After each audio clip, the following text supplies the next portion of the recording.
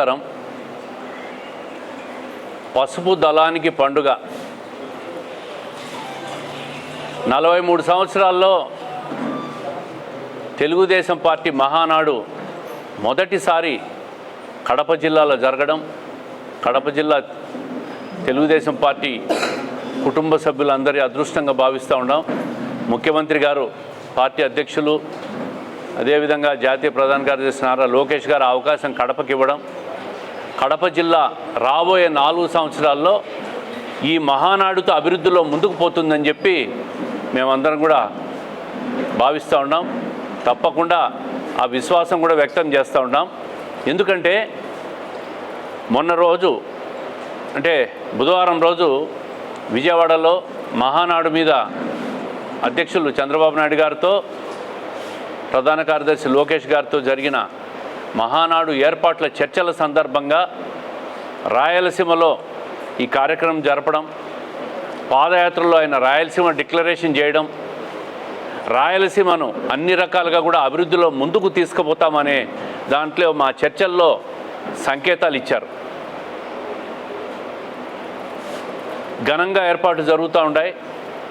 మొన్న భారతదేశానికి పాకిస్తాన్కు యుద్ధ వాతావరణం వల్ల కొంత అనుమానాలు వ్యక్తమైనా అవన్నీ కూడా పక్కన పెట్టేసి తెలుగుదేశం పార్టీ మహానాడు ఘనంగా చరిత్రలో నిలిచిపోయే విధంగా జరపాలని చెప్పి ముఖ్యమంత్రి గారు ఇచ్చిన ఆదేశాలను కడప జిల్లాలో ఉన్న తెలుగుదేశం పార్టీ కుటుంబ సభ్యులైన ప్రతి ఒక్కరిని కూడా కలుపుకొని ఈ కార్యక్రమాన్ని ఘనంగా చేయదలుచుకున్నాం. రాష్ట్ర వ్యాప్తంగా వచ్చే పార్టీ నాయకులకు అందరికీ కూడా ఘనంగా స్వాగతం చెప్తాం. ఏర్పాట్లు కూడా జరుగుతూ ఉన్నాయి. 26వ తేదీ సంస్థాగతంగా పార్టీ నిర్మాణం పైన, 27వ తేదీ, 28వ తేదీ రాష్ట్ర అభివృద్ధి మీద, అంటే 22 సంవత్సరాలు తెలుగుదేశం పార్టీ అధికారంలో ఉన్న సందర్భంలో రాష్ట్రం ఏ విధంగా ముందుకు పోయింది, భవిష్యత్తులో ఏ విధంగా ముందుకు పోతుంది, రాయలసీమను ఏ విధంగా అభివృద్ధి చేయాలని చెప్పే దాని మీదే 2వ రోజు చర్చలు కూడా జరుగుతాయని చెప్పి సూచనప్రాయంగా అజెండా కూడా ఫిక్స్ చేయడం జరిగింది. 3వ రోజు బహిరంగ సభ. రాయలసీమ వ్యాప్తంగా ఉన్న అన్ని నియోజకవర్గాలు, అంటే 52 నియోజకవర్గాలు, కొంత నెల్లూరు బార్డర్లో, ఒంగోలు బార్డర్లో ఉన్న నియోజకవర్గాలను కూడా కలుపుకొని భారీ బహిరంగ సభ, 5 లక్షల నుంచి 7 లక్షల వరకు కూడా జన సమీకరణ కూడా చేస్తాం. ముఖ్యంగా కడప జిల్లా, ఉమ్మడి కడప జిల్లా 10 నియోజకవర్గాల నుంచి కూడా భారీగా జన సమీకరణ చేయాలని చెప్పి నిర్ణయించాం. దానికి అనుగుణంగా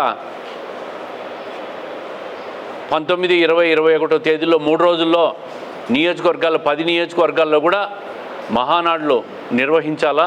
ఆ మహానాడులో జన సమీకరణ కూడా చర్చించి దాన్ని ఏర్పాట్లు కూడా చేయాలని చెప్పి పార్టీ నిర్ణయం. దాని ప్రకారం అన్ని నియోజకవర్గాల్లో కూడా ఆ 2-3 తేదీల్లో మహానాడులు జరుగుతాయి. నియోజకవర్గ వ్యాప్తంగా ఉన్న తెలుగు తమ్ముళ్ళనందరినీ కూడా 3వ రోజు బహిరంగ సభకు తీసుకురావాలనే నిర్ణయం.